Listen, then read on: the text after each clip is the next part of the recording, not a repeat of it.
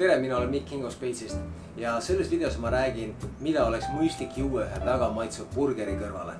Hakkan ise kohe ühte suurepärast burgerit grillima. Loomulikult olen ma valinud väga head ja kvaliteetsed koostisosad.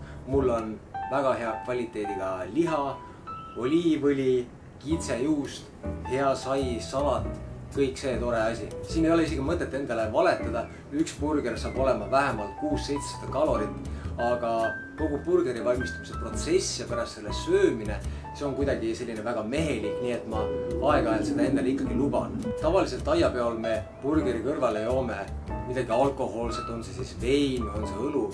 Aga juhul, kui sa näiteks pead pärast autoga sõitma või alkohol lihtsalt ei ole sinu teema, mis on väga õige, siis millised oleks sinu optsioonid? Ilmselgelt on aastakümneid meile reklaamides taotud, et iga burgeri kõrvale peab võtma ühe karastusjoogi, sellise koolajoogi. Me teame, et sellises pooleliitrises pudelis on tegelikult umbes 50 grammi suhkrut, see on umbes 200 kilokalorit ja see ei ole eriti mõistlik valik terviseteadlikule mehele. Samad kompaniid pakuvad ka teistsuguseid tooteid. Need on nii-öelda dieettooted, suhkru asendaja on siin sees ja nad kõlavad vähemalt paberi peal kui väga õiged asjad. 0 kalorit, maitse on täpselt sama, see rahuldab sinu magusa vajaduse ja teda on mõnus juua. Pikka aega on olnud õhus küsimus, et kas suhkru asendaja tegelikult on inimese tervisele ohutu.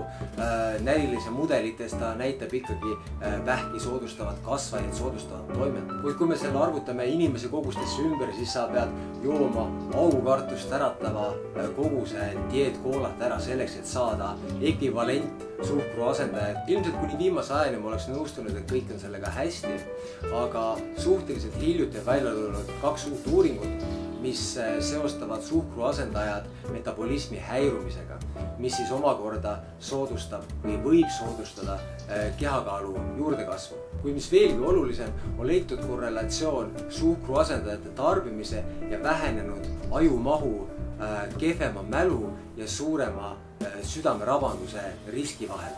Loomulikult, kui sa jood ära ühe pudeli, ei juhtu sellest absoluutselt mitte midagi, aga väga paljud meist tarbivad suhkru asendajat kui täiesti mõistliku optsiooni päevast päeva ja aastast aastasse.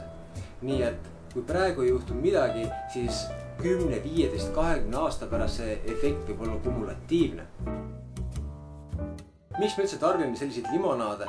Usu või mitte, suure tõenäosusega see ei ole üldse tingitud nende maitsest. Nimelt süsinikdioksiid, mis nendes jookides on, ärritab ühte valuretseptorit sinu kurgus, aga nii õrnalt, et sinu aju arvab, et see ei ole mitte valu, vaid see on mõnutunne, mida sa tunned, kui sa neid jooke jood. Aga millisel jookil on veel sees süsinikdioksiid, aga kus ei ole ei suhkrut ega suhkru asendajaid?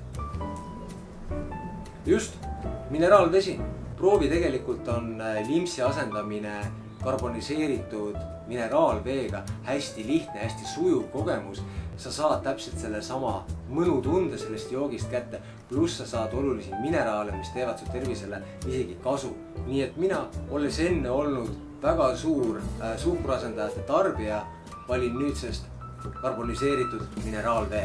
Kui sulle see video meeldis, jaga seda ka oma sõpradega. Kohtume varsti!